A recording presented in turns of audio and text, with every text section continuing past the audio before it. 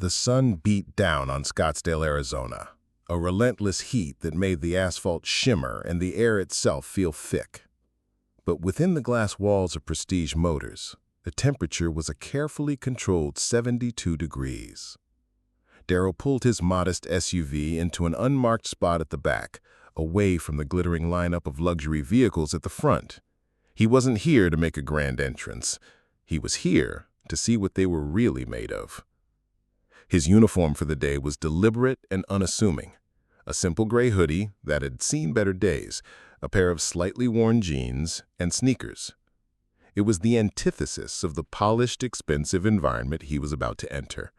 He wanted to be a ghost, a regular guy walking in off the street, invisible to a dealership that probably saw him 100 times a week. His goal was simple: to witness the dealership's true colors and to experience firsthand how it operated when no one knew the new boss was watching. As he walked toward the entrance, the polished glass doors reflected his casual attire. He could see a small group of employees inside, their laughter and conversation echoing faintly through the solid glass. He watched as they gestured toward a sleek convertible, their movements fluid and practiced. He opened the door and stepped inside. The air was cool, a sharp contrast to the scorching heat outside, and was filled with the faint, luxurious scent of new leather and fresh wax. Rows of pristine cars gleamed under the bright overhead lights, each one a testament to engineering and opulence. The chatter quieted as he walked in. The employees at the front desk glanced up, and Darrell caught the brief, almost imperceptible exchange of glances between them. Their eyes flicked from his face to his hoodie and sneakers. A silent judgment passed in a single moment. He felt the subtle shift in energy, the kind that spoke louder than any words. It was the silent, dismissive calculus that people in his position had faced his whole life. But he wasn't here to make assumptions. He was here to observe. From across the showroom, she appeared. Susan. She was a middle-aged woman with sharp features and an even sharper gaze. Her tailored blazer and polished heels spoke of authority and unyielding professionalism that seemed as perfectly crafted as the cars around them. Her clipboard was tucked under her arm like a weapon, adding an air of cold efficiency. She approached with purpose, her heels clicking rhythmically against the polished floor. Her expression was polite at first glance, but there was a tightness in her smile that didn't escape Darrell's notice. "Excuse me," Susan began, her voice cool and clipped. "Can I help you with something?" Darrell smiled, his demeanor calm. "Just here to look around," he said casually, gesturing toward the cars. Susan's eyes narrowed, scanning him from head to toe. The polite mask she wore slipped ever so slightly, replaced by something less welcoming. "Are you shopping for a car?" she asked, her tone carrying an edge of doubt, a question that was really a statement. Darrell nodded, still smiling. "Something like that." Susan's lips pursed. "Well, we cater to a very specific clientele here. Most of our inventory requires pre-qualification. Perhaps I could recommend—" Before she could finish, another employee called out, "Hey, Susan, the delivery guy's here." Her attention wavered for a moment, but her gaze snapped back to Darrell, as though ensuring he wouldn't wander too far. Darrell raised an eyebrow, but kept his tone light. "You're assuming I'm not qualified?" The question seemed to catch her off guard, but only briefly. She recovered quickly, her posture stiffening. "I'm just trying to save you some time," she replied with a forced smile. "These vehicles start at 6 figures. Maybe I can direct you to—" Darrell's expression didn't waver, but internally he noted her choice of words. Save you some time. The assumption was a subtle sting, but he maintained his unshaken composure. He had seen enough. He let the moment linger, the tension hanging in the air as Susan stared at him expectantly. "All right," he said, gesturing for her to continue. "Let's hear it. What would you recommend for someone like me?" Susan blinked, surprised by the directness of his question. Her polite facade cracked just enough to reveal the impatience underneath. "Maybe something a little more budget-friendly. I can give you directions to a dealership that specializes in pre-owned vehicles." Darryl smiled faintly, but it didn't reach his eyes. "That's quite the assumption," he said softly. The statement hung in the air, and for a brief moment, Susan faltered. Then, regaining her composure, she straightened her shoulders. "I'll be back with a list of options." She walked away briskly. Darryl watched her go, his expression unreadable. He turned back to the gleaming silver coupe, his reflection staring back at him in the glossy finish. This was going to be an interesting day. He took a deep breath. The clean, conditioned air filled his lungs. He was ready to see just how deep this culture of judgment ran. He had a lot to learn about his new acquisition, and Susan, whether she knew it or not, was about to be his first lesson. Darryl stood in the center of the showroom, hands in his pockets, his gaze drifting over the lineup of cars. He wasn't one to jump to conclusions, but Susan's dismissive attitude was hard to ignore. Around him, the staff had resumed their conversations, though he caught the occasional glance in his direction. It was the kind of scrutiny he'd become accustomed to over the years, the silent judgment, the coded looks that categorized a person based on their clothes and their skin. Susan returned a moment later, her clipboard clutched tightly as though it were a shield. Her brisk stride and forced smile betrayed her annoyance. "All right," she said, stopping a few feet away. "I've compiled a few options that might be more suitable for your situation." "My situation?" Darryl tilted his head slightly. "Yes," Susan replied, her tone clipped. She handed him a printout of pre-owned vehicles, each with detailed descriptions and prices well below the dealership's typical offerings. "These are more accessible models, reliable, economical, and, well, practical."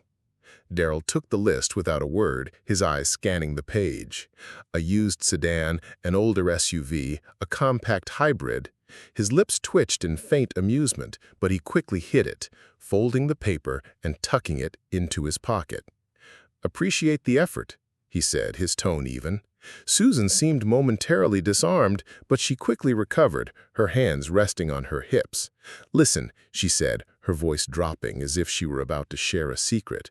"I'm just trying to be realistic with you. Prestige Motors isn't for everyone. I don't want to waste your time." Darryl met her gaze, his expression calm but unwavering. "And what exactly makes you think I'm not your target customer?" Susan hesitated, but only for a split second. "I've been doing this a long time. I can tell when someone's out of their depth." "Out of their depth," Darryl repeated, his voice neutral, almost thoughtful. "Interesting." There was a flicker of uncertainty in Susan's eyes, but she pressed on. "I'm just being honest. It's better to be upfront than to have someone leave disappointed." Darryl let out a soft chuckle, shaking his head slightly. "Honest, huh? I like honesty. How about this? You let me speak to the owner. Think we can make that happen?" Susan's eyebrows shot up. For the first time, she seemed genuinely caught off guard. "The owner?" "That's right," Darryl said, his tone light, almost conversational. "I'd like to have a word with them." Susan's lips twitched in a poor attempt at a smile. "Well, that's not possible today. The owner doesn't just drop by for casual visits. They're a busy person." "I'm sure they are," Darryl said, nodding slightly. "But maybe you could give them a call. Let them know I'm here. I think they'd want to meet me." Susan's smile tightened. Her patience was wearing thin. "Look, sir, I'm trying to be as polite as possible, but this is getting ridiculous. I have other customers to attend to. If you're serious about buying a car, we can schedule a meeting with one of our sales consultants. Otherwise—" "Otherwise what?" Darryl asked, his tone still calm, though there was an unmistakable edge to his voice now. Susan's eyes narrowed, her frustration bubbling to the surface. "I'm going to have to ask you to leave." The words hung in the air, heavy with implication. Darryl stood still, his gaze locked on hers. For a moment, the entire showroom seemed to hold its breath. Then slowly, Darryl reached into his pocket and pulled out his phone. "All right," he said, scrolling through his contacts. "I'll make the call myself." Susan blinked, her brow furrowing. "What are you doing?" "Just calling the owner," Daryl replied, lifting the phone to his ear. "Shouldn't take long." Susan's confidence faltered, her irritation giving way to confusion. She opened her mouth to speak, but no words came out. Around them, a few employees had stopped what they were doing, their attention drawn to the unfolding scene. Daryl held up a finger, as if to say, "Just a moment," then turned slightly away, speaking into the phone. "Yeah, it's me. I'm at the dealership. Everything's fine, just a little misunderstanding. Could you let them know I'm here?" He ended the call and slipped the phone back into his pocket, turning back to Susan. "They'll be here shortly," he said simply. Susan stared at him, her mouth slightly open. Who did you just call?" Daryl didn't answer right away. Instead, he glanced around the showroom, his gaze lingering on the staff who were now watching intently. "Guess we'll find out," he said, his tone almost playful. The tension in the room was palpable, the weight of it pressing down on everyone present. Susan shifted uncomfortably, her composure beginning to crack. Minutes passed, but the room felt frozen in time. Susan busied herself with her clipboard, though her movements were stiff and deliberate, betraying her unease.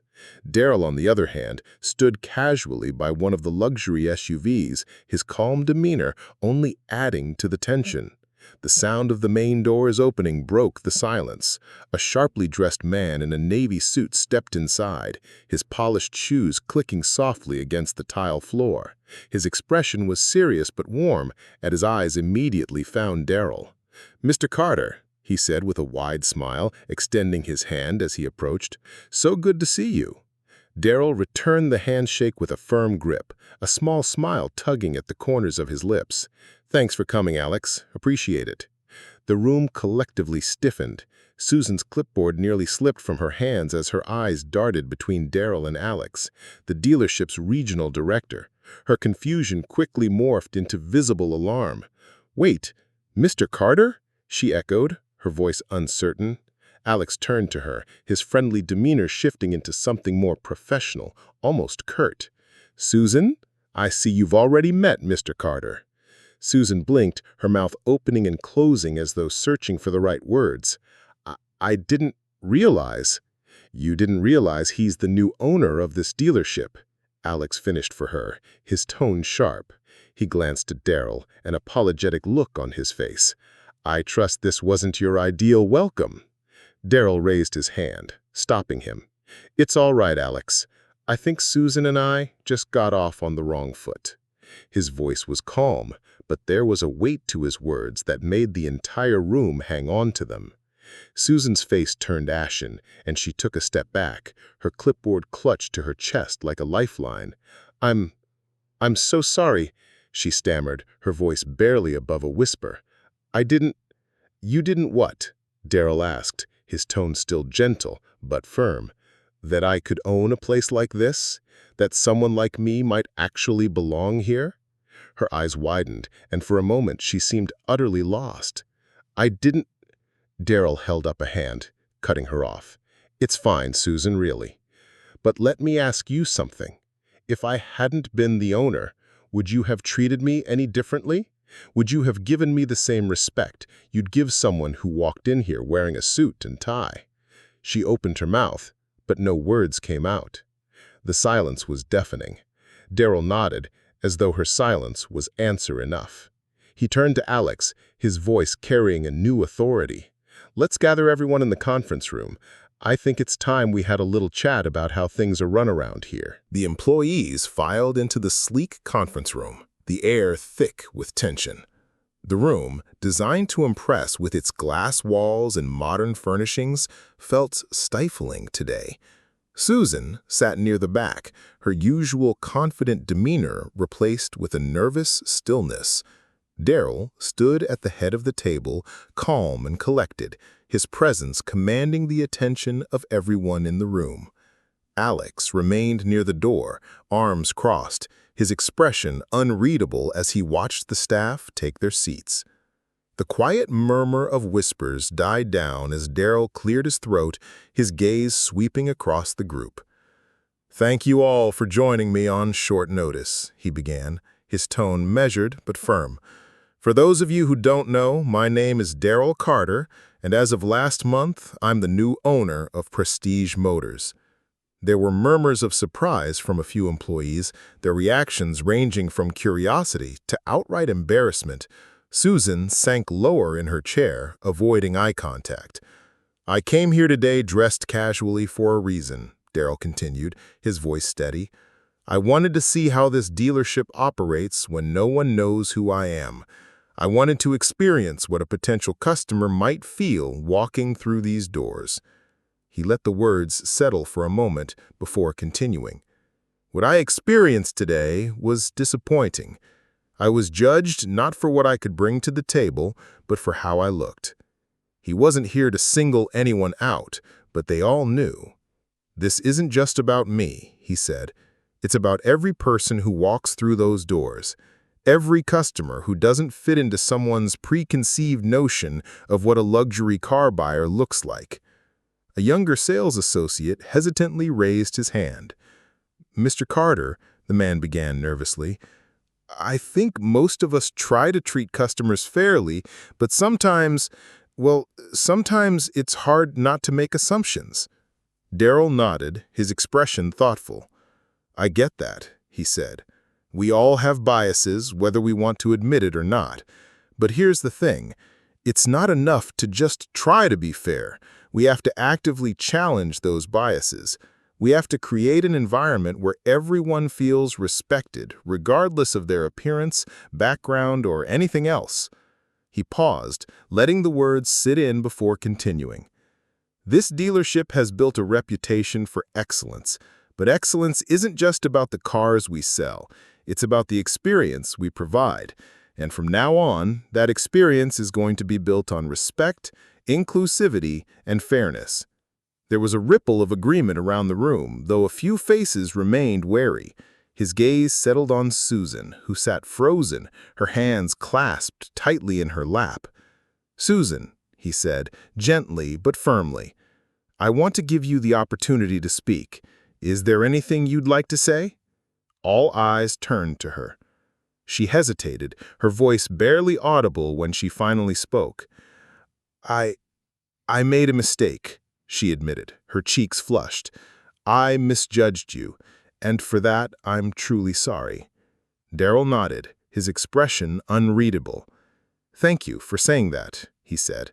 "I hope this experience will serve as a reminder for all of us, not just you, because change starts with accountability." He turned back to the group. "Moving forward, we'll be implementing new training programs to ensure this dealership represents the values I believe in. Every customer deserves to be treated with dignity, no exceptions. If anyone has an issue with that, now's the time to speak up." The room was silent.